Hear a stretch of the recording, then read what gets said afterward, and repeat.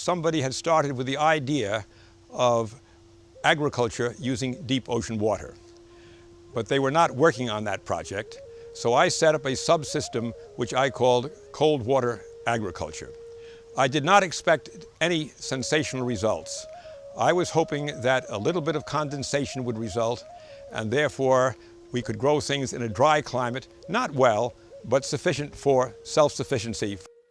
So I organized the garden into a cooperative garden and got as many people to come in and try whatever crops they wanted to try. And as they tried all these crops, they tried them at different depths, and they tried crops which I was sure were not going to work because I thought we could only grow spring crops. And then I discovered everything we planted grew. It grew very well, and it grew very sweet. And I said to myself, something is going on here that we don't understand.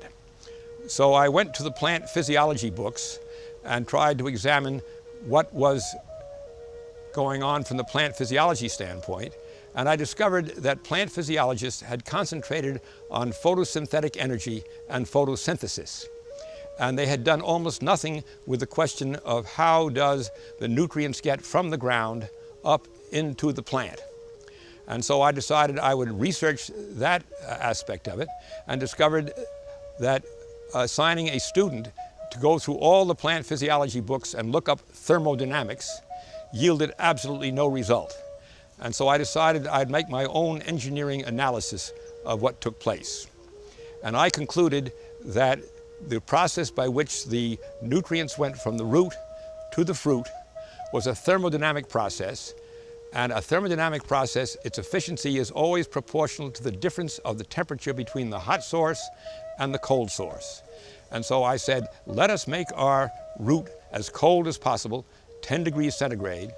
Let us make our hot source as hot as Kona coast will be, 35 degrees centigrade.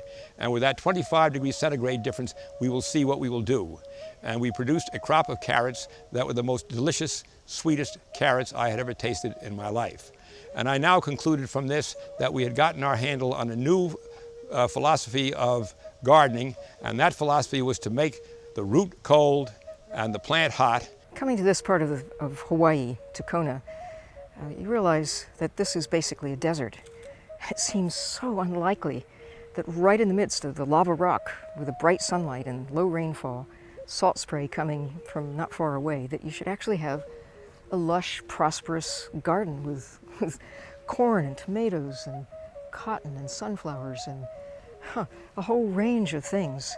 Grapes, pears have actually prospered here. Things that are associated with a cold, temperate environment with strong seasonal components. And here, sunlight all the time and not abundant rainfall at all, which is one of the things that some of these plants absolutely require. But here, by supplying what the plants need in this innovative way, with the condensation water that is cold, it just creates an environment that obviously is hospitable for them, and not using chemical fertilizers, not using pesticides, not using any of the things that are traditional in modern agriculture now, and yet getting phenomenal growth rates, phenomenal production. I think this serves as a demonstration that is sufficiently convincing that we ought to go from here, from a pilot program such as this, to something where it connects with a source of energy and in a place where the economics are tied to the production of a facility such as this. Are there ways, no matter where you are, to incorporate the learning here about the benefits of keeping roots cool during critical phases of the life history of the plant? This is an opportunity to learn and to take that learning other giant steps. What we've got here is a Common Heritage Corporation garden, utilizing cold water, deep ocean cold water, to cool the beds. We're in a low desert coastal plain here. We're actually right by the ocean here in one of the hottest spots of Hawaii, literally just a lava field, which we've created this garden in. We've got salt damage from the ocean, we've got high wind, we've got, today's a cloudy day, but usually it's very, very sunny and very, very hot. It's a very difficult place to actually grow a lot of these vegetables that people eat. And because what the concept is in a desert coastal plain, they use incredible amounts of water if they're going to have any kind of fertility. And what we do here is we lower the temperature of the soil below the dew point so that the garden stays moist or wet pretty much all the time.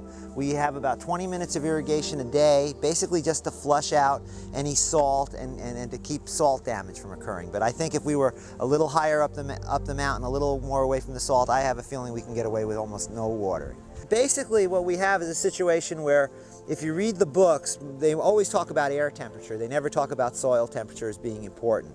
And Dr. Craven, I guess, in gleaning his, to create this garden, he saw that the real thing that makes things grow is the difference in the soil temperature. So we've all heard about how wonderful Alaska is for growing in the springtime. And so what we've got here really is Alaska in the springtime. We've got 40 or 50, about 50 degree soil, and about 80 degree, sometimes 90 degree air temperature. And that creates almost a force to really suck nutrients up from the roots and transpire out the leaves. And in bringing up that moisture, which is basically there because we're below the dew point, and so the ground is just continually moist all the time, we're also bringing up lots of nutrients and we're increasing growth rate. So we're getting, you know, probably 20% faster. We'll get corn 20, 30 days sooner than what the package said on.